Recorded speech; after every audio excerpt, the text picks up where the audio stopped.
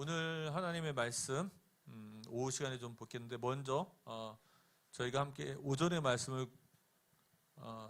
복습을 한번 해보겠습니다. 오전의 말씀 제목이 뭐였죠?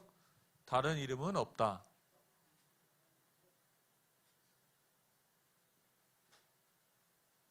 다른 이름은 없다. 멈출 수 없는 복음.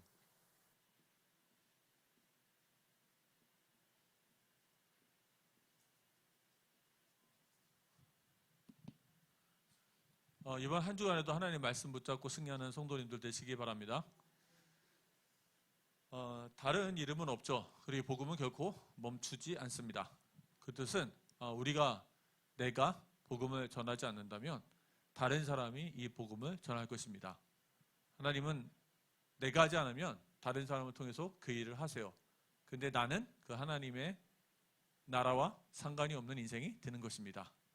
그래서 하나님의 뜻은 모든 성도들이 일어나서 복음 전하길 원하십니다. 하나님의 주일의 강단의 말씀을 드실 때 여러분들이 꼭 생각하셔야 될 것은 무엇이냐면 내가 이 말씀에 어떻게 순종할 것인가에 대해서 고민하시기 바랍니다. 이번 주 무엇을 고민하셔야 될까요? 하나님, 내가 복음을 전할 수 있게 도와주세요. 이것을 고민해야 될 것입니다. 자, 첫 번째입니다. 복음을 전하는 자를 통해 역사하신다. 누굴 통해서 역사하신다고요? 복음을 전하는 자.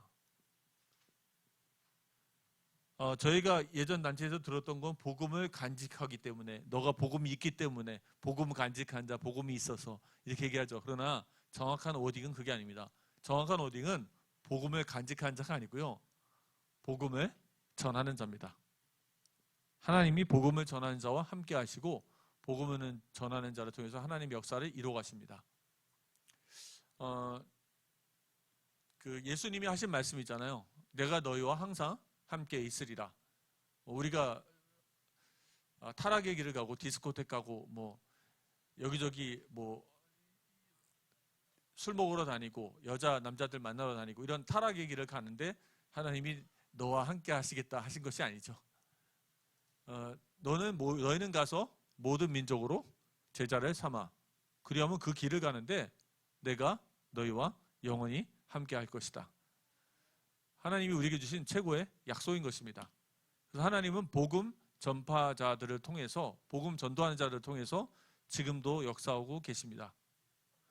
예성교회가 하나님 앞에 쓰임받을 수 있는 가장 중요하게 회복해야 될 것은 바로 복음 전파입니다.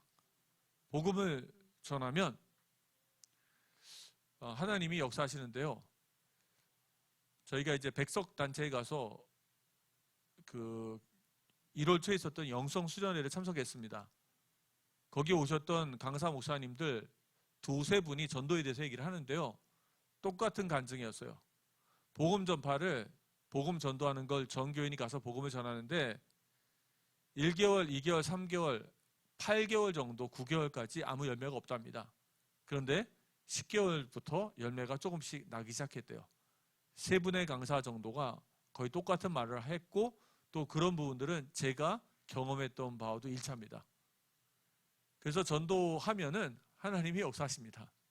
그리고 전도하는 자의 삶을 하나님이 진짜 책임져 주십니다. 저는 그거를 믿고 있고 저도 경험하고 그렇게 살았습니다. 복받기 위해서 전도하는 사람은 전도를 나중에 포기해요. 왜 포기해요? 복을 못 받으니까 포기합니다.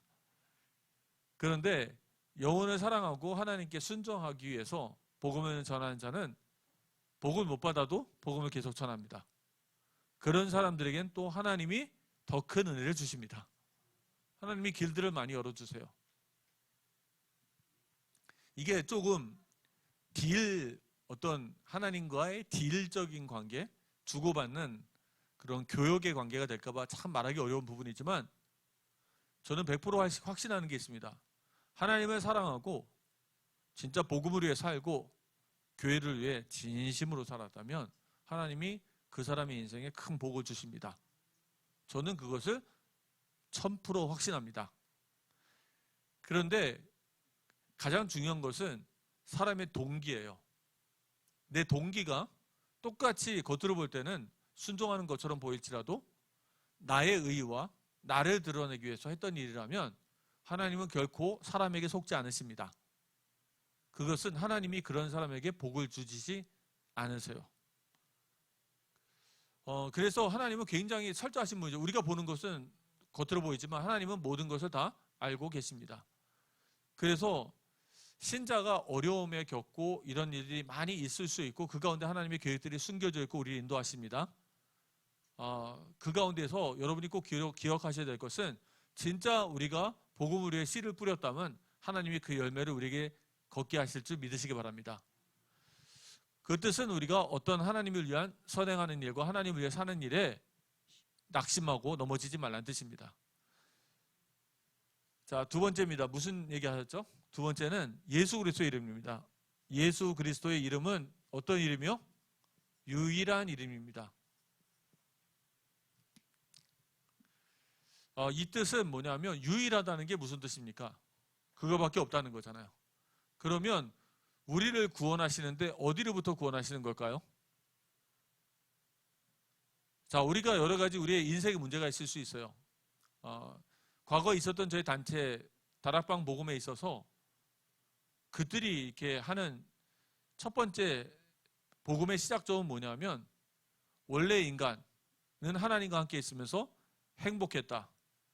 그리고 현재 인간은 어떻게 거예요? 그 행복을 잃어버렸다. 출발점이 어디 있습니까? 사람의 행복에 있어요. 나의 개인적인 문제에 있습니다. 그러나 정통복음은 무엇입니까? 정통복음은 출발점이 달라요. 하나님은 거룩하신 분이십니다. 하나님이 창조하신 것은 완벽하십니다. 그런데 사람이 범죄함으로 말미암아 하나님께 심판을 받았습니다. 사람들은 하나님의 진노와 심판 아래 있는 것입니다. 불신자 6가지 상태가 그 어떤 아담의 범죄나 혹은 마귀로 인해 보통 내가 받은 어떤 피해와 어려움이고 하나님이 나를 그 어려움에 있길 원하지 않으시는 게 아니고 불신자 6가지 상태가 뭐냐면 하나님이 우리의 죄에 대한 심판이요 진노인 것입니다. 그래서 우리는 어디부터 구원을 얻는 거예요? 죄로 인해서 받게 된 하나님의 진노와 심판으로부터 벗어나는 것이 구원입니다. 그래서 유일한 길은 무엇입니까? 하나님의 진노와 하나님의 심판으로부터 벗어나는 유일한 길은 오직 예수 그리스도밖에 없습니다. 왜냐하면 예수 그리스도께서 바로 우리의 죄를 위해서 희생하고 돌아가셨기 때문인 것입니다. 그래서 좀 분명히 해야 될 것이 있죠. 계속 말씀드립니다. 다락방 문제에 있어서 가장 핵심적이고 가장 근본적인 문제는 무엇이냐면 바로 여러분들도 우리가 체질이 바뀌어야 되는 부분인데요. 인간의 근본 문제가 무엇입니까? 하나님과 사람 사이의 인간의 근본 문제를 다락방에서 뭐라고 얘기하죠? 죄와 사단과 하나님 떠남을 얘기합니다. 이렇게 얘기하는 거예요. 이 세 개를 근본 문제를 같이 얘기합니다. 그러나 이것을 같이 얘기할 때 뭐가 희석이 되는 거예요? 죄의 문제가 희석이 되고 죄의 문제가 축소가 되어집니다. 그리고 상대적으로 무엇을 더 많이 강조했어요? 사단의 문제와 하나님 떠난 문제를 더 강조합니다. 그런데 정확히 얘기하면 하나님과 사람 사이에는 문제는 뭐예요? 죄입니다. 하나님은 거룩하십니다. 인간이 죄 때문에 하나님의 심판을 받게 된 거예요. 그 심판을 받아서 어떻게 된 것입니까? 심판을 받아서 사단의 권세에 놓이게 되고 심판을 떠나서 하나님과 분리됩니다. 하나님 떠난 것도 아니에요. 인간이 하나님을 떠났습니까? 하나님께 쫓겨났습니까? 성경을 보면 하나님 떠났다는 말도 틀린 말이에요. 정확히 얘기하면. 우리는 하나님께 쫓겨난 겁니다. 하나님 심판과 저주를 받은 마귀가 가져오는 저주가 아니에요. 누가 가져온다고요? 하나님이 저주를 내리신 거예요. 그건 죄가 가져오는 저주고요. 하나님이 심판을 내리고 하나님이 저주하신 것입니다. 왜요? 우리의 죄 때문에. 하나님은 거룩하신 분이기 때문에 죄와 함께 할 수가 없습니다. 그래서 죄의 결과로 온 것이 뭐냐면 하나님을 떠난 거예요. 그거를 이제 하나님과 단절됐다. 성경적인 말로 하면 사망입니다. 그래서 죄와 사망의 법이라 그러죠. 죄를 지은 사람은 그 대가는 무엇입니까? 사망이요, 죽음입니다. 하나님과 단절되는 거예요. 그리고 누구의 권세하에 놓입니까? 사단의 권세. 죄와 죄의 결과 나눠야 됩니까? 나누지 말아야 됩니까? 나눠야 됩니다. 근데 다락방에서는 어떻게 된 거예요? 죄가 약해집니다. 굉장히 약해져요. 그리고 뭐가 강하게 얘기합니까? 사단의 권세와 하나님을 떠난 문제를 강하게 얘기합니다. 오히려 주객이 전도됐죠. 죄로 인한 결과가, 죄라는 원인과 결과가 뒤집어진 겁니다. 오히려 사단으로 말미암아 사단에게 뭡니까? 하나님과 단절돼서 죄를 짓는다라고 얘기합니다. 죄의 결과가 오히려 죄를 일으키는 게 돼버렸어요. 그렇지 않죠. 원인과 결과가 뒤집어진 거예요. 정확한 복음은 무엇입니까? 정통복음. 정통복음은 하나님과 사람 사이에는 죄 문제가 있습니다. 그래서 성경은 그리스도로 누구라고 얘기합니까? 중보자라고 얘기합니다. 중보자가 누굽니까? 제가 우리 아들이 막 잘못을 하면 몽둥이로 막 때리면 우리 아내가 와서 말립니다. 중보자입니다. 저와 아들 사이에 누구예요? 누가 있잖아요. 하나님과 인간 사이에 누가 있는 거예요? 예수 그리스도. 중보자입니다. 그리스도의 정확한 뜻은 중보자라는 뜻입니다. 우리가 하나님을 만나려면 누가 필요해요? 중보자가 필요합니다. 그 중보자를 그리스도라고 얘기하는 거예요. 그래서 이 그리스도께서 왜 중보가 되어 있으냐면 십자가상에서 우리의 죄를 대신 지고 죽으신 것입니다.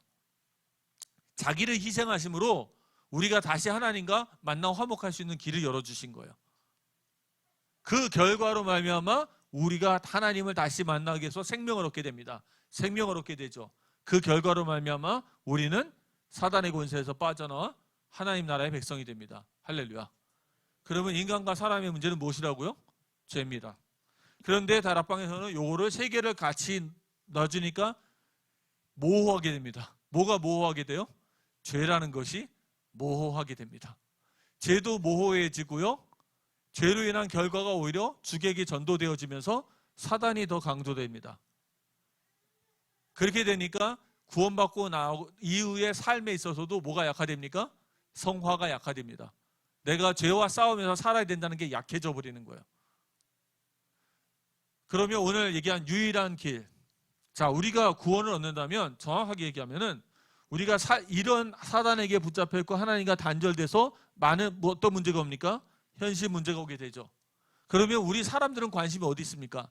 이 현실 문제, 인생의 문제를 해결하고 싶어 하시죠. 예수를 믿으면 인생의 문제를 해결한다. 이렇게 얘기하는 게 맞습니까? 사람 중심의 복음입니다. 그게 아니에요. 예수를 믿으면 제사함 받고 하나님을 만나고 사단의 권세에서 빠져나옵니다. 하나님과의 교제가 시작되어집니다. 할렐루야. 사랑하는 성도님들, 하나님 만나셨습니까? 당신 안에 성령이 계십니까? 그럼 이 하나님과 교제가 시작된 거예요. 진짜 신앙생활은 하나님과의 교제와 만남으로부터 시작하는 것입니다. 하나님과 교제하고 만나면서 나의 현실 문제가 하나하나 치유가 되어지고 하나하나 해결이 되어집니다. 놀라운 일들이 우리 삶에 이루어지는 거예요. 회복이 이루어지는 거예요. 경제도 그렇고요. 건강도 마찬가지고 관계도 마찬가지입니다. 저보러 세 가지 가장 큰 문제를 얘기하면 세 가지인 것 같아요. 경제, 건강, 뭐예요? 관계. 힘들죠? 관계. 자녀들하고 관계 쉬우십니까? 부모님 관계, 뭐 옆에 관계, 전후 좌우로 있잖아요. 그게 깨져버리면 사실 내가 받을 수 있는 축복이 통로가 다 깨지는 겁니다. 성도님 생각해 보세요.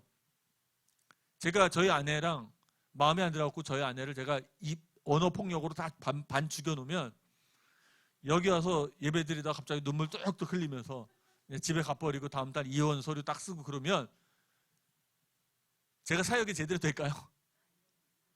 사람들이 저를 어떻게 볼까요? 제가 설교하기가 쉬울까요? 안 쉬울까요? 쉽지가 않겠죠? 사실은 저는 제 오른팔을 제가 스스로 잘라버린 거예요. 고통스러워요? 안 고통스러워요? 죄를 진 것도 아닌데. 어리석은 짓이죠. 자살행위를 한 거예요. 자해행위를 한 것입니다. 그렇게 우리가 그 짓을 많이 하고 있습니다. 막 서로에게 막 칼 날리고 있죠. 막 칼을 던지고 있습니다. 막.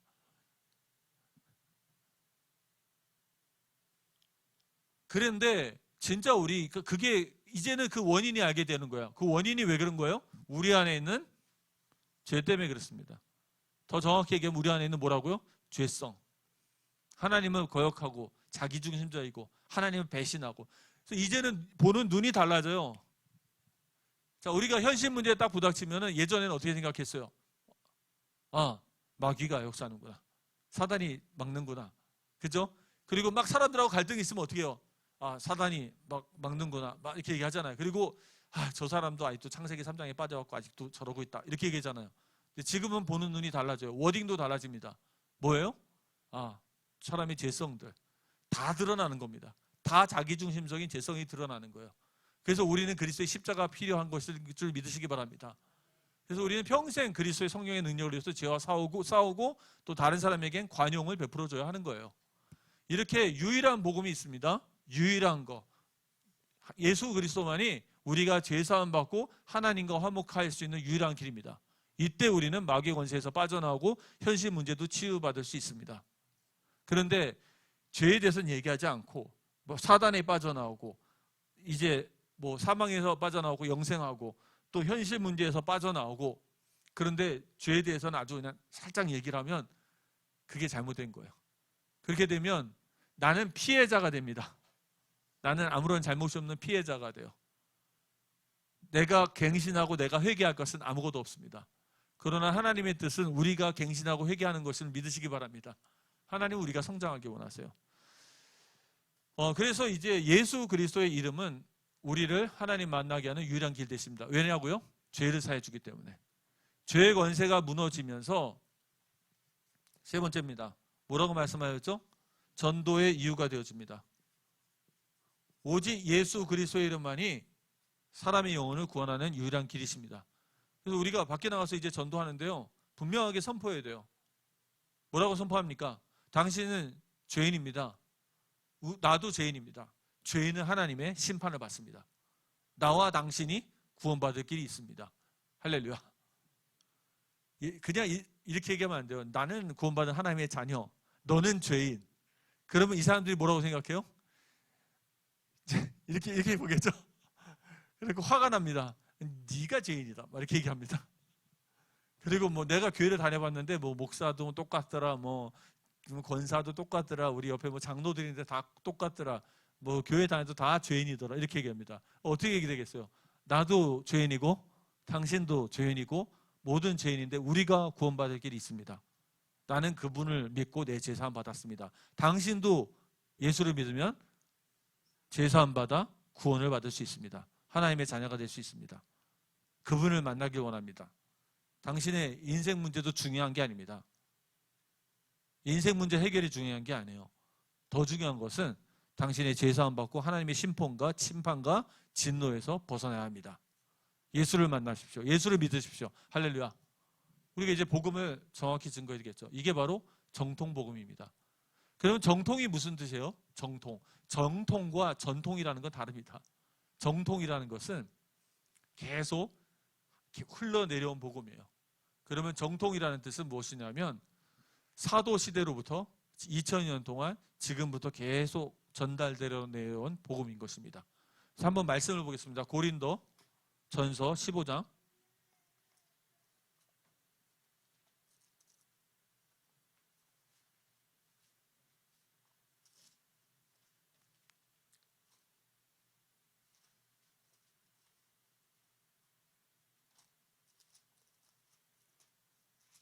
고린도전서 15장 3절입니다. 함께 읽겠습니다. 내가 받은 것을 먼저 너희에게 전하였노니 이는 성경대로 그리스도께서 우리 죄를 위하여 죽으시고. 자, 여기 뭐라고 나왔습니까? 내가 받은 것을 너희에게 전하였노니. 복음은 저 한번 따라해 보시기 바랍니다. 복음은 새 것이 없습니다. 다시 한번 따라해 주세요. 복음은 헌 것입니다. 복음은 뭐냐면요, 그냥 원래부터 있던 거예요. 그러니까 다락방에 와서 복음을 깨달았다, 유광수 목사를 만나 복음을 깨달았다는 말이 틀린 말입니다. 복음을 알았다, 뭐 틀린 말이에요. 유광수 목사가 복음을 발견한 게 아니고요. 복음은 어떤 거예요?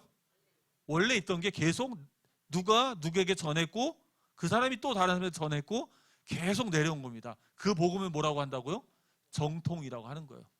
그래서 우리가 받은 복음은 계속 누군가 누구를 통해 그걸 전승이라고 합니다. 전승되어 내려오신 것이 복음인 것입니다.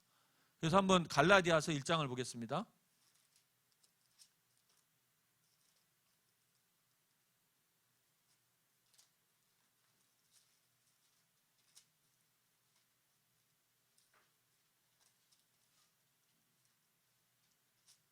갈라디아서 1장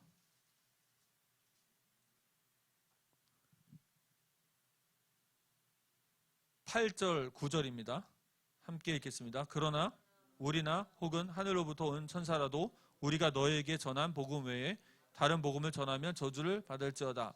우리가 전에 말하였거니와 내가 지금 다시 말하노니 만일 누구든지 너희가 받은 것 외에 다른 복음을 전하면 저주를 받을지어다.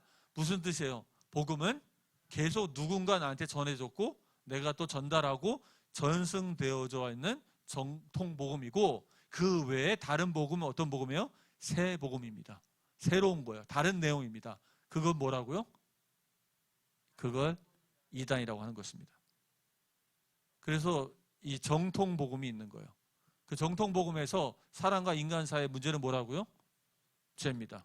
하나님의 거룩하심, 거기에 위반했던 인간들, 우리가 다 반역죄에 걸린 거예요. 하나님을 대적하고 반역하는 그 자리에 서 있었습니다. 근데 하나님은 자기 독생자를 희생하심으로 지금 우리와 하나님 다시 회복시키신 것입니다. 그래서 우리는 하나님의 진노에서 벗어난 줄 믿으시기 바랍니다. 하나님의 심판에서 벗어났어요. 지옥에 가지 않습니다. 심판에서 벗어났어요. 그리스도의 십자가 때문에 심판에서 벗어났고 지옥에 결단코 가지 않습니다. 너무나 감사한 것이죠. 그러나 우리가 죄를 또 범했을 때 어떻게 해야 돼요? 회개해야 합니다. 회개해야 되고요. 성령의 능력을 의지해서 뭐와 싸워야 돼요? 우리 안에 있는 죄성과 싸워야 합니다. 그때 성령 충만 받습니다. 그때 성령 충만을 받게 되고 힘을 얻게 돼요.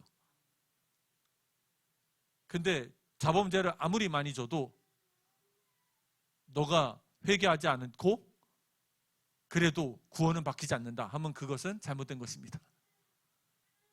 만약에 회개도 없고 징계가 없다면 그 사람이 받은 구원은 저희는 의심합니다. 그게 정통 복음이에요. 자, 한번 따라하세요. 징계와 회개가 없다면 구원은 의심할 수 있다. 그 사람은 구원받지 않았을 가능성도 굉장히 높아요. 이게 바로 정통 복음의 가르침입니다. 자, 그래서 이렇게 하나님은 우리에게 전도의 이유를 분명히 알려주셨죠. 그분밖에 없습니다. 누구든지 지금 예수를 믿으며 죄사함 받고 하나님을 만날 수 있습니다. 그리고 마귀의 권세에서도 빠져나옵니다. 그리고 인생의 현실 문제 속에서도 하나님께 치유받을 수 있고 하나님 앞에 나올 수 있어요. 하나님과 관계가 회복되어지는 게 제일 우선순위입니다. 자, 그러면 저희가 지금 복음 심화 교제에서 하고 있는 내용이 그거예요. 제가 시가 정도 만들었는데요. 시가가 다 어떤 내용이냐면 하나에 초점 맞춰주고 있어요. 죄입니다. 하나님이 어떻게 죄를 해결하셨느냐. 그중에 오늘의 사과입니다. 제목이 한번 읽어보겠습니다. 구약의 제사와 예수님의 속죄. 성경의 창세부터 계시록까지 하나님은 이 죄 문제를 해결하시는데 가장 포커스를 맞추고 계십니다. 그래서 구약부터 신약까지 쭉 보면 구약의 이 죄 문제를 해결하는 방법이 뭐였죠? 피제사입니다. 이 피제사를 통해서 죄 문제를 해결합니다. 피제사로 마귀가 꺾입니까? 안 꺾입니까? 마귀가 꺾입니다. 마귀의 권세가 꺾여요. 피제사로. 근데 꺾이는 이유가 무엇입니까? 꺾이는 이유가 제사함 받기 때문에 꺾입니다. 그러니까 이런 관계들이, 논리적인 관계를 이해하셔야 돼요. 피제사, 이 피를 바르면 왜 마귀의 심판, 사실은 정확히 얘기하면요, 그 6월달에 피 발랐잖아요. 마귀가 넘어간 게 아니에요. 저주가 넘어갔는데 그 저주를 내리는 그 천사가 누굽니까? 하나님이 보내신 하나님의 진노의 천사입니다. 심판의 천사예요. 그래서 뭐가 넘어간 거예요? 하나님의 심판이 우리를 넘어간 거예요. 그래서 우리가 예수를 믿으면 어디서 벗어나요? 마귀의 저주에서 벗어나는 게 아니고, 마귀는 우리한테 저주를 줄 수 있는 힘도 능력도 없습니다. 우리가 어디의 저주에서 벗어나요? 하나님의 심판, 죄의 저주에서. 죄의 저주가 무엇이냐? 하나님의 진노와 심판이에요. 거기서 벗어나는 거예요. 그러면 이 관계가 이해되어 있습니까? 절대적으로 누구 중심이에요? 하나님 중심. 절대적으로 처음부터 끝까지 하나님 중심이에요. 그래서 우리가 진짜 이 유월절 어린 양의 피를 바르면 하나님의 진노가 우리를 뛰어넘습니다. 하나님이 우리를 심판하지 않으신다는 거예요. 그래서 죄의 저주에서 벗어나는 겁니다. 그러니까 마귀가 우리를 어떻게 할 수가 없어요. 마귀가 더 이상 우리를 고소할 권한이 없는 거예요. 우리를 정죄할 권한이 없는 겁니다. 정죄하고 고소하고 우리를 속일 수 있는 힘이 없어진 거예요. 그래서 마귀의 권세가 꺾이는 것입니다. 그래서 피만 부르면 다 마귀의 권세가 꺾인다. 예수 이름만 부르면 다 마귀의 권세를 꺾인다. 그러면서 자기는 나쁜 짓 하고 범죄하고 그러면서 예수 이름 잡으면 다 꺾인다. 맞아요, 안 맞아요? 전혀 안 맞습니다. 왜냐? 십자가를 붙들고 예수를 믿어서 내 죄가 사함받고 내가 죄 사함받은 은혜로 죄와 싸우고 있기 때문에 마귀의 권세가 꺾이는 거예요. 마귀가 더 이상 우리 고소할 수 없는 겁니다. 마귀가 우리 공격할 수가 없는 거예요.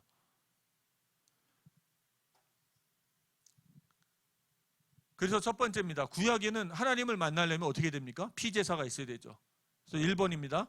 구약의 제사제도 하나님께 나아가는 길. 1번 제사의 목적은 무엇입니까? 죄로 인해 깨어진 하나님과 관계를 회복하는 것입니다. 하나님을 경배하고 하나님께 나아가려면 피가 있어야 돼요. 예수 그리스도의 중보자가 있어야 합니다. 두 번째입니다. 제사함을 위한 필수 조건, 반드시 피 흘림이 있어야 함. 너무 유명한 구절이죠. 우리 뒤에 성경에 보면 레위기 17장 11절에 나와 있죠. 함께 보겠습니다. 육체의 생명은 피에 있습니다. 내가 이 피를 너희에게 주어 제단에 뿌려 너희의 생명을 위하여 속죄하게 하였나니 생명이 피에 있으므로 피가 죄를 속죄하느니라. 피가 죄를 어떻게 속죄합니까? 하나님의 공의를 만족시켜 주신 것이죠. 뭐냐? 죄값이 치러진 것입니다. 그래서 속죄가 가능한 것입니다. 절대 여러분 기억하시기 바랍니다. 십자가는 사랑뿐만이 아니고 무엇입니까? 하나님의 형벌, 하나님의 공의의 상징입니다. 우리가 너무 십자가를 사랑만 얘기하는데 전혀 그렇지 않습니다. 십자가는 죄인이 못 박히고 저주받는 자가 못 박히는 하나님의 형벌, 하나님의 심판, 하나님의 저주, 그게 십자가예요. 그런데 예수님이 희생으로 그 십자가를 완성하신 것이죠. 공의를 완성하셨기 때문에 우리의 죄가 사함받는 것입니다. 그러니까 반쪽짜리 복음, 반율법주의적인 복음은 뭐가 빠져 있어요? 십자가에서 공의가 빠져 있는 거예요. 제사함 받았다는 것만 얘기하지 죄가 어떻게 사함받았는지 얘기하지 않습니다. 뭐예요? 대속, 속죄. 누군가 대신에 죽었고 누군가 대신 대가를 지불했다는 가르침이 없는 거예요. 근데 여러분 아십니까? 놀라운 것이 복음편지에 이 얘기가 없어요. 복음편지 일과가 뭡니까? 인간은 왜 행복이 없는가? 출발점부터 뭐예요? 사람의 행복, 사람의 고통. 다 두 번째 뭡니까? 그래서 왜 행복이 없어요? 뭐 범죄에서 하나님 떠나서 마귀에게 잡혀 있어서 행복이 없다고 얘기하죠. 근데 정통복음 뭐라고 얘기합니까? 죄 때문에 하나님과 단절되어져서 그 죄에는 내 죄도 포함되어 있어요. 하나님과 단절돼서 우리가 행복할 수 없는 불행한 거예요. 그리고 두 번째, 그러면 우리가 하나님을 어떻게 만납니까? 왜 우리는 하나님을 만날 수 없나요? 이가 그게 맞죠. 왜 우리가 하나님 만날 수 없습니까? 영이 죽어서 만날 수 없다. 영이 죽어서 만날 수 없다고 얘기하죠. 영이 왜 죽었어요? 이미 하나님 떠나서 마귀에게 잡힌 상태에 있으면 영이 죽어서 하나님을 만날 수 없답니다. 근데 정통복음에서 뭐라고 얘기합니까? 죄 때문에 하나님을 만날 수 없습니다. 그래서 3과 어떻게 하면 하나님 만날 수 있어요? 어떻게 하면 하나님 만나겠습니까? 다락방에서는 하나님은 영이시고 인간은 육신인데 육신이 하나님을 만날 수 없기 때문에 육신이신 하나님이 인간으로 오셨다. 이분을 영접하면 이분을 영접하면 마귀에서 빠져나온다. 영접해라. 3과에 나와 있습니다. 여기 대속이 있습니까? 없습니까? 없어요. 찾아보십시오. 십자가 대속 한마디도 나오지 않아요. 어떻게 하나님을 만날 수 있습니까? 정통은 뭐예요? 이 죄를 해결하시는 위해서 그리스도께서 십자가상에서 당신을 대신해 죽으셨습니다. 그래서 그것을 믿을 때, 영접할 때 당신이 죄사함 받고 하나님 만날 수 있습니다. 이 얘기가 3과에 빠져 있어요. 4가 왜 예수만이 그리스도 되시는가? 왜 예수만이 우리에게 길이 되시는가? 이미 예수만이 우리 마귀의 권세를 꺾기 때문에. 그래서 거기 대속 얘기가 살짝 나와요. 살짝 지나가면서 나옵니다. 그래서 가장 중요한 것은 뭐냐면 성경의 전체 창세기부터 계시록까지 계속 핵심적으로 하는 그 인간의 문제는 무엇을 얘기합니까? 죄를 얘기하고요. 하나님은 거기에 대한 대속, 하나님의 방법을 얘기합니다. 그래서 피를 계속 뿌리는 거예요. 누군가 희생하는 겁니다. 계속 누군가가 희생해요. 첫 번째 희생이 누구였습니까? 창세기 3장 21절. 창세기 3장 에덴 동산에서 이 땅에 죽음이라는 게 있었어요, 없었어요? 하나님이 이 땅을 창조하신 다음에 동물을 먹으라고 주셨습니까? 안 주셨습니까? 안 주셨어요. 뭐만 줬어요? 식물만 있습니다. 그러면 아담이 뭘 먹었어요? 뭐 망고도 먹고 파인애플도 먹고 수박도 먹고 그다음에 뭐 채소 먹고 했겠죠? 채식주의자입니다. 채식주의자들이 이가 썩지 않는데요. 이가 썩는 이유가 고기 때문에 썩는데요. 누가 옛날에 그런 얘기 하시다 의사 선생님이 뭐 맞는지 안 맞는지 모르겠는데 어쨌든 그때는 에덴 동산에서는 그냥 채식이었어요 다. 근데 갑자기 인간이 범죄하고 나서 뭘 죽였습니다. 어떤 한 동물이 죽었어요. 그래서 가죽 옷을 입히죠. 인류가 아니고요. 전 세계 우주에서 일어난 첫 번째 사망 사건입니다. 그게 바로 그 아벨 가인이 아니에요. 누구냐면 창세기 3장 22절에 그 가죽 옷을 남기고 죽은 그 동물이에요. 그게 인류 역사상 전 세계 우주 역사상 첫 번째 죽음입니다. 첫 번째 피가 흘려진 거예요. 그 첫 번째 피가 누굴 위해서 흘렸어요? 아담의 죄를 위해서 흘린 겁니다. 누구를 대표해요? 그리스도.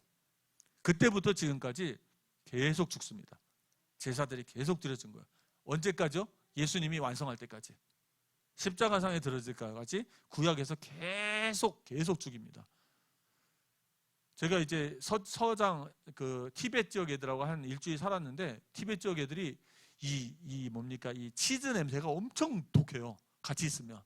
그래서 아유 저 냄새나는 놈들 이랬거든요 속으로. 그래서 이 얘기를 했더니만 중국 사람들이 저한테 그러더라고요. 한국에 가면은 공항에 내리자마자 김치 냄새가 난대요. 그런가? 그래서 제가 이 얘기를 왜 하냐면 이스라엘 가면 무슨 냄새가 나겠어요? 예루살렘에 가면 피 냄새가 나는 거예요. 생각해 보세요. 계속 잡습니다. 피 냄새가 흥건히 나는 거예요. 그게 왜 그래요? 죄의 대가를 지불하기 위해서.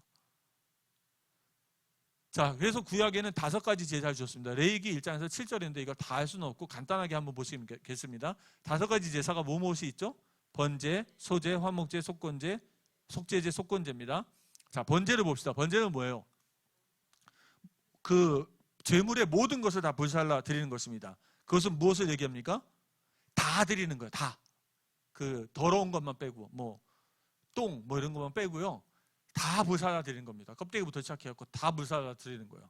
그러면 이건 무엇이냐면 하나님에 대한 경외와 완전한 헌신을 의미합니다. 참된 예배를 상징해요. 그래서 번제는 언제 드리냐면 매일 드립니다. 하루도 빠짐없이 365일 매일 번제를 드려요. 뭐예요? 우리 자신을 하나님 앞에 완전히 불살라 드리는 거예요. 헌신을 얘기합니다. 두 번째 뭡니까? 속죄, 소제입니다. 소제는 뭐예요? 곡식으로 드립니다. 이거 피가 있어요, 없어요? 없는데 이 특징은 뭐냐면 구원에 대한 감사입니다. 하나님이 주신 은혜와 구원에 대한 감사로 드리는 것으로 이웃과의 그 구원에 대한 거룩한 삶을 표시해요. 우리가 이제는 거룩하게 살아야 된다는 것을 표현하고 있습니다. 그런데 소제는 특징이 있습니다. 혼자 드리는 적이 없어요. 소제는 꼭 뭐랑 같이 드려요? 번제랑 항상 같이 드립니다. 번제와 소제는 항상 같이 드립니다. 소제는 단독으로 드린 적이 없어요. 그러니까 제사에는 뭐가 빠질 수 없어요?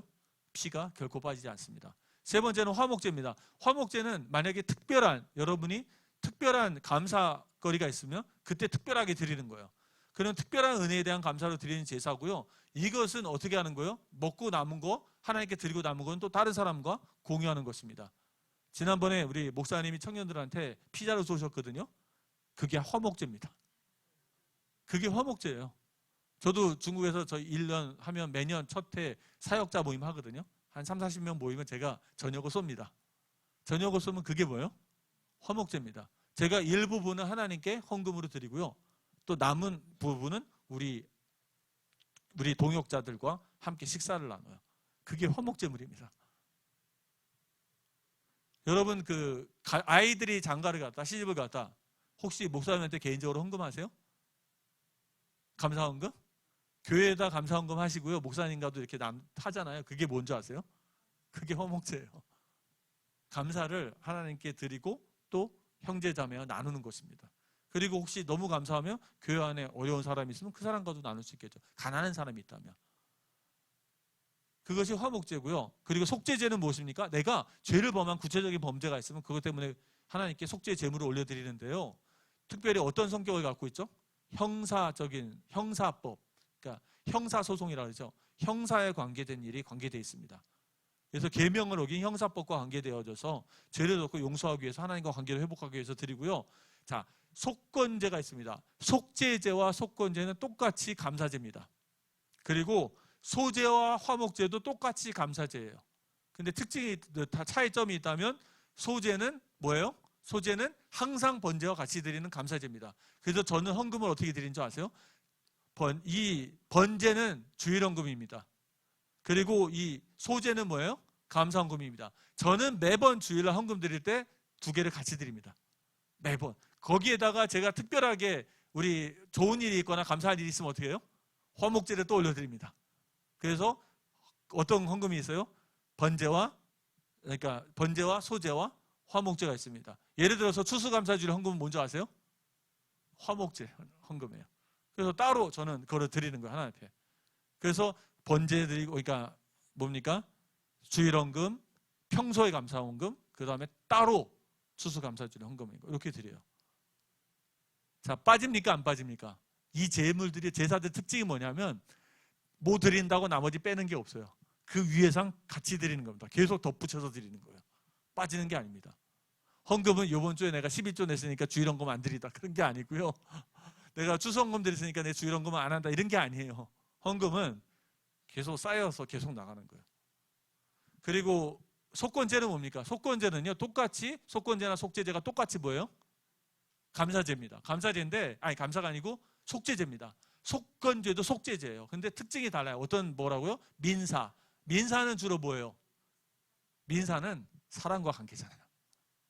민사 소송은 거의 다 사람하고 관계잖아요.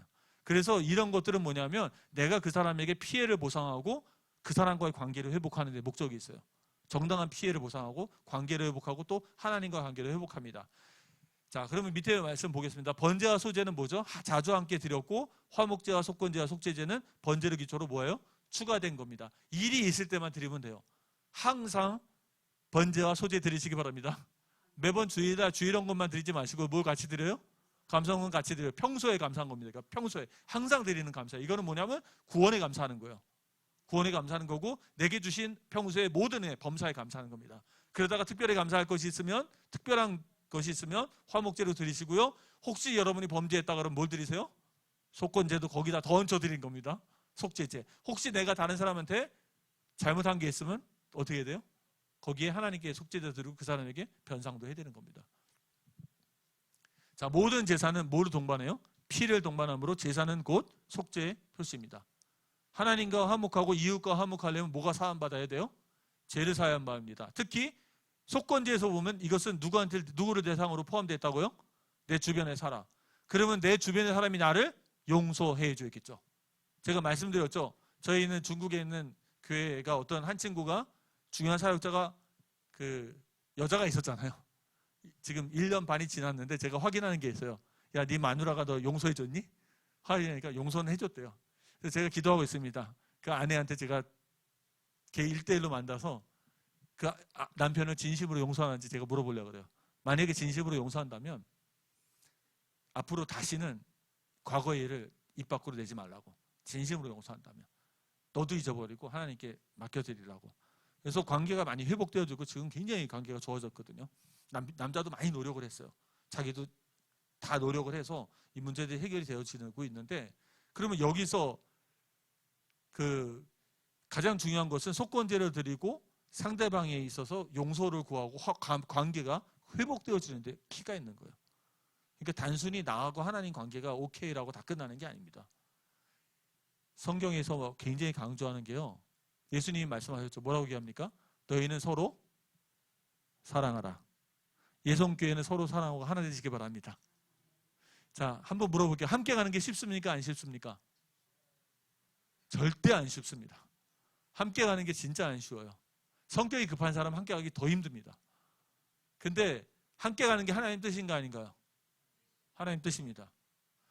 함께 가고 방향만 봤다면 늦어도 상관없습니다. 이해되시겠어요? 빨리 나 혼자 가는 게 낫습니까? 함께 가더라도 늦어도 방향만 맞으면 천천히 가는 게 낫습니까? 천천히 가는 게 하나님 뜻입니다. 지혜가 있으신 우리 예손의 식구들 되시기 바랍니다. 그게 지혜예요. 그게 시간표입니다. 방향만 맞으면 천천히 가면 같이 가는 게 좋은 거예요. 자, 그렇게 해서 이 제사를 하나님께 다 올려드리고 모든 관계들이 하나님이 하나님과의 관계 회복, 또 누구와의 관계 회복이요? 사람과의 관계 회복이 피제사를 통해서 일어나는 거예요. 그리스도의 피 때문에. 그러려면 얼마나 내가 바뀌겠어요. 사람과 관계 회복되어지고 속건제하고 회개하고 속죄제도 회개자잖아요. 회개. 내가 이렇게 회개하고 이런 거 하면은 사람이 갱신이 될까 안 될까요? 갱신이 되어집니다. 저 요번에 회개 속죄제를 하나님께 드렸어요. 중국 교회에다가 속죄제를 드렸어요. 왜냐하면 중국 교회에 무슨 일이 있었는데 제가 직무로 유기해서 내가 모든 사람들 앞에 잘못했다고 얘기하고 저도 속죄의 제물을 드렸습니다. 그래서 헌금을 드리고 제가 금식을 했어요. 금식을 하고 하나님 앞에 회개하고 하나님, 내가 목회자로서 저들에게 직무를 다하지 못한 부분에 대해 내가 회개합니다 하고 또 냈습니다. 그러면 제가 발전할까요, 안 발전할까요? 성장합니다. 회개하는 사람은 성장합니다. 늘 마귀 탓하고 남 탓하는 사람은 절대 성장이 없습니다. 한 알의 밀알이 땅에 떨어져 썩어서 죽지 않으면 딱 자기만 남아요. 주변에는 아무도 없습니다. 근데 내가 죽으면 주변에 많은 사람들이 남게 돼요. 그리고 하나님의 축복은 사실 주변 사람으로부터 옵니다. 제가 예손에 이렇게 섬기잖아요. 그런데 그러면 저는 뭘 먹고 삽니까? 손가락 빨고 삽니까? 다른 분들이 채워주시잖아요. 근데 제가 인생을 살아보니까 그렇더라고요. 나는 누군가 막 도와주면 또 어떤 사람은 그냥 나한테 도와줘요. 그 밥 한 끼를 먹어도 어떤 사람 만나면 계속 얻어먹는 사람이 있고 어떤 사람은 계속 내가 사주는 사람이 있더라고요. 돈은 돌고 도는 것 같아요. 그래서 어쨌든 경제도 하나님이 이런 원리를 통해서 누군가 도와주기 때문에 제가 또 하는 거 아니겠습니까? 그러면 축복은 어디서부터 오는 거예요? 사실 관계에서 옵니다. 모든 축복은 다 관계에서 와요. 관계가 회복이 되려면 피제사하면 모든 관계도 회복되는 줄 믿으시기 바랍니다. 내가 성장하기 때문에 관계도 다 회복되어집니다. 내가 바뀌기 때문에. 자, 그리고 속죄일이 있습니다. 가장 중요한 게 또 있는데 5가지 제사 빼고 대속죄일이 있어요. 1년에 딱 한 번이죠. 7월에 있는 건데요. 이 7월 10일인가 그런데 이때 대제사장이 지성소 안에 딱 1년에 한 번 들어갑니다. 아시죠? 지성소 안에 1년에 한 번 들어갑니다. 거기서 2마리의 염소가 있는데요. 한 염소는 속죄제에서 죽여서 피를 뿌리고요. 한 염소는 광야로 보냅니다. 그 염소의 광야로 보낸 염소의 이름을 아사셀이라고 부르죠. 그 뜻은 무엇입니까? 광야로 죄를 사함받고 죄를 사함받는 것뿐만이 아니고 내가 이제는 죄를 멀리하는 삶을 살겠다. 할렐루야. 거기에 대한 다짐이죠. 여기서 대제사장이 1년에 한 번씩 들어가 드릴 때는 모든 죄 다 통틀어서, 그러니까 아는 죄, 모르는 죄, 부지중에 진 죄, 다른 사람이 진 죄, 어디 숨겨진 죄 다 포함해서 1년에 한 번씩 딱 드리는 거예요. 아까 얘기했던 속죄제는 뭐예요? 내가 인식한 죄만 드리는 회개 제물입니다. 회개 제물이고 내가 인식했던 거. 1년에 한 번 드리는 대속죄는 내가 전에 인식했던 쌍거리 통틀어 갖고 다 한 방에 퉁치는 겁니다. 그래서 하나님 앞에 딱 드리는 거예요. 근데 여기서 좀 여러분 신학적인 제가 하나만 좀 말씀을 드리면 이 아사셀의 이름은 원어적인 의미가 염소라는 의미인데요. 유대인의 전통적인 해석에 하면 마귀 악한 영이라는 의미도 있어요. 여기서 어떤 잘못된 해석이 나오냐면 이 염소가 사실은 예수 그리스도를 의미합니다. 희생제를 드려서 피를 그 속죄소에서 뿌린 것도 예수 그리스도고요. 광야로 멀리 보냈을 때도 희생을 위해서 멀리 보낸 거라고 해서 예수님의 희생을 지고 멀리 가셨다 그래갖고 이것도 예수 그리스도를 의미하는데, 그러면 이 염소가 광야로 악한 영에게 가서 마귀에게 죄값을 치렀다 이렇게 해석하는 게 있어요. 그걸 뭐라고 한다고요? 사단 배상설이라고 합니다. 그걸 사단 배상설이라고 그래요. 요 성경 구절 가지고. 그것은 잘못된 구절입니다. 잘못된 해석이에요. 그래서 여러분들이 참고로 알아주시고요. 그럼 여기서 정확한 해석은 뭡니까? 하나는 죄 사함 받는 거고 하나는 죄를 내 인생 가운데 멀리 죄를 멀리하는 삶을 사는 것입니다. 그리스도께서 내 죄를 대신해 죽고 멀리 광야로 가서 죽으셨기 때문에 죄가 내 삶에서 멀어지는 것을 의미해요. 키는 다 어디 있습니까? 하나님의 이게 다 레위기에 나왔잖아요. 레위기에서 가장 많이 나온 단어가 무엇입니까? 아세요? 아니요. 성결, 거룩. 87번 나옵니다. 가장 많은 단어가 레위기에서 가장 많이 나오는 단어가 거룩, 성결이란 단어예요. 이해되시죠? 그럼 성결, 거룩의 반대말은 뭡니까? 죄야, 죄. 그러니까 하나님 얼마나 여기 포커스를 맞추고 계신지를 우리가 이해해야 돼요. 두 번째, 근데 이 구약의 제사의 한계가 있습니까? 어떤 한계요? 죄를 완전히 제거할 수가 없어요. 한번 보겠습니다. 히브리서 10장 1절에서 4절입니다. 읽겠습니다. 율법은 장차 올 좋은 일의 그림자일 뿐이요 참 형상이 아니므로 해마다 늘 드리는 같은 제사로는 나오는 자들을 언제나 온전하게 할 수 없느니라. 그렇지 아니하면 섬기는 자들이 단번에 정결하게 되어 다시는 죄를 깨닫는 일이 없으리니 어찌 제사를 드리지 못하니하였으리요. 그러나 이 제사들은 해마다 죄를 기억하게 하는 것이 있나니 이는 황소가 염소의 피가 능히 죄를 없애하지 못함이라. 뭔 뜻입니까? 구약에는 매년 계속 드리죠. 제일 때마다 계속 드리죠. 특히 대제사장, 이 뭡니까? 대속죄일에 있었던 이 제사는 매년 한 번씩 계속 반복합니다. 자, 여기 교재를 한번 보세요. 1번 일시성입니다. 구약의 제사는 죄를 일시적으로 덮을 뿐만 아니라 근본적으로는 제거할 수 없어요. 덮을 뿐이지 제거할 수는 없습니다. 두 번째, 반복성. 매년 반복돼야 하기 때문에 죄 문제를 단번에 해결할 수 없습니다.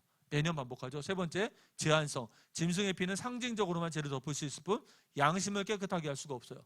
그러니까 제가 계속 생각납니다. 세 번째, 예표적 성격. 구약의 피제사는 장차 오실 완전한 속죄 제물인 예수 그리스도를 가리키는 그림자입니다. 할렐루야.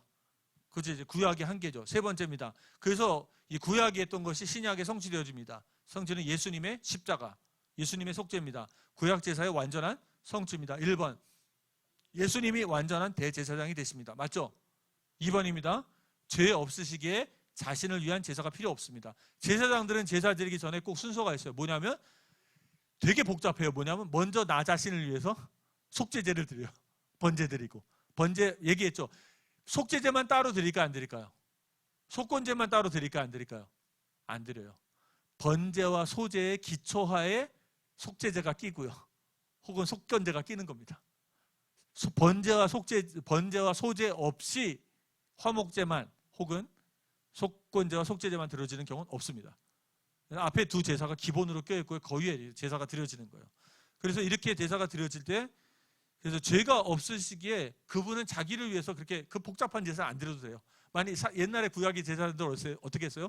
나 자신을 위해서 번제 드리지, 소제 드리지, 속죄제 드리고 나서 또 이제 다른 사람을 위해서 해야 돼요. 그뿐만이 아닙니다. 그뿐만이 아니고요. 나만 깨끗해질 게 아니고 성막에 있는 물건도 깨끗해지잖아요. 그걸 위한 제사를 또 드립니다. 복잡해요, 안 복잡해요? 전혀 굉장히 복잡했는데요. 그거를 예수님이 단번에 해결하셨어요. 왜냐하면 그분 자신은 자기를 위하여 제사를 드릴 필요가 전혀 없습니다. 자, 두 번째입니다. 그리고 그분이 완전한 속죄 제물이 되셨습니다. 예수님은 자신의 몸을 제물로 드려 단번에 구속을 이루셨습니다. 그리고 흠없고 죄 없는 하나님의 어린 양이셨죠. 그래서 예수님이 뭐라고 얘기하십니까? 다 이루었다. 다 이루었다라는 얘기는 당신의 가정 문제, 당신의 인생의 저주, 운명팔자 다 깨뜨렸다는 뜻이 아니고요. 우리의 죄를 다 사했다는 뜻입니다. 구속을 완성시켰다는 거예요. 예수님이 우리 죄를 위해서 대가를 다 지불하셨다는 뜻입니다. 다 이뤘다가 무슨 뜻이라고요? 나의 죄값을 다 치르셨다는 뜻입니다. 예수님이 내가 다 이루었다. 니들 죄값을 내가 이미 다 치렀다. 할렐루야. 그래서 누구든지 이 예수님을 믿으면 우리의 죄가 사함받습니다. 우리 죄가 사함받고요. 그뿐만이 아니고 하나님과 관계가 회복되어집니다. 하나님이 우리에게 누굴 주시죠? 성령을 부어주십니다. 제사함받은 자에게 성령이 임하여. 그리고 우리의 신분이 뭐가 돼요? 하나님의 자녀가 되어집니다. 하나님의 자녀라는 뜻은 뭡니까? 하늘나라의 상속자가 되어집니다. 하늘나라의 상속자의 신분이 되어져요. 자, 세 번째, 이걸 어디서 성취하셔서 예수님이 십자가에서 성취했습니다. 우리의 죄를 담당하셨고요. 그래서 십자가는 뭡니까? 하나님의 사랑과 하나님의 공의가 동시에 존재하는 것입니다. 다락방이 왜 반율법주의라 그러면 십자가를 얘기할 때도 뭐만 있어요? 사랑만 있어요. 뭐가 없어요? 공의가 없습니다. 그러니까 신앙생활을 하는데도 예수 믿을 때도 공의가 없으니까 회개를 안 하죠. 예수 믿고 나서도 공의가 없으니까 뭐가 없어요? 회개가 없죠. 자, 세 번째입니다. 예수님의 피로 새 언약을 세우심. 그래서 더 이상 반복 제사가 필요 없어요. 예수님의 희생으로 인해서 그 예수님의 피값에 의해서 우리와 저와 여러분 모두가 새 언약 가운데 들어가신 줄 믿으시기 바랍니다. 새 언약은 뭐예요? 하나님의 영이 영원히 여러분과 함께 계십니다. 떠날까요? 안 떠날까요? 안 떠나십니다. 왜 안 떠나셔요? 십자가, 예수님의 독생자의 죽음이기 때문에 하나님의 영이 여러분을 떠나지 않습니다. 여러분은 하나님의 백성, 하나님은 여러분의 하나님. 할렐루야. 이게 새로운 언약이에요. 구약에는 예수님이 성령이 우리 안에 안 들어왔잖아요. 신약에는 뭐예요? 성령이 우리 안에 들어오십니다. 그래서 하나님의 말씀이 우리 마음에 새겨지고 성령이 우리 안에 들어오신 증거로, 새 언약의 증거로 우리가 하나님께 말씀에 순종하기 원합니다. 새 언약 아래에 있는 사람들의 특징이 뭐라고요? 은혜의 언약, 은혜 속에 있는 새 언약에 있는 특징은 기쁜 마음으로 하나님께 순종하길 원합니다. 이게 새 언약의 특징이에요. 근데 그 사람이 순종하기도 원치 않고 회개하기도 원치 않으면 이 사람이 새 언약 속에 있는 사람이 맞습니까? 아니죠. 우리가 구원을 의심할 수 있어요. 자, 네 번째입니다. 그래서 정리를 하면 그렇습니다. 구약 제사와 예수님 신약의 예수님의 속죄의 연관성이죠. 속죄일의 예포입니다. 구약 속죄일의 제사가 예수님의 십자가에서 완전히 성취되어졌죠. 예수님은 제사장이자 동시에 속죄 제물이 되셨습니다. 두 번째입니다. 속죄 염소. 속죄 염소의 모형입니다. 구약에서는 염소가 백성의 죄를 짊어지고 광야로 갔었고 예수님은 온 인류의 죄를 짊어지고 어디로 가셨어요? 십자가로 가셨습니다. 세 번째입니다. 피의 능력의 사회. 짐승의 피는 뭐예요? 죄를 일시적으로 덮을 수 있죠. 그러나 예수님의 피는 죄를 완전히 씻고 양심까지도 깨끗하게 할 수 있습니다. 그래서 예수님의 피로 우리의 모든 죄가 사함 받으신 줄 믿으시기 바랍니다. 부족하지만 우리는 의인입니다. 옆에 사람과 함께 인사하세요. 부족하지만 당신은 의인이십니다. 이게 놀라운 비밀이에요. 우린 부족하지만 우리는 죄사함 받은 의인입니다. 자, 이렇게 저희가 어떻게 보면 반복적으로 여러분들 세뇌하고 있는 거거든요. 반복적으로 세뇌하는 거예요. 뭐냐면 복음의 심화교제는 포커스를 저희가 어디다 맞추고 있다고요? 죄와 그리스도의 대속, 그리스도의 십자가 속죄로 말미암아 죄사함 받았다는 걸 계속 다각도로 계속 얘기할 겁니다. 심화되면서. 그래서 이게 좀 뿌리 막히셔서 옛날에 조금 잘못됐던 거를 교정하시기 바랍니다. 예전에 게 다 잘못되는 건 아닌데요. 교정을 해야 돼요. 탁탁탁탁 좀. 아까 얘기했죠. 그 세 가지 문제를 어떻게 하라고요? 이제는 죄와 죄의 결과를 구분하시기 바랍니다. 죄와 죄의 결과를 꼭 구분해야 돼요. 같이 놓으면 문제가 생깁니다. 그래서 구분하시면서 올바른 믿음과 신앙생활로 전도자의 삶을 사시기 바랍니다.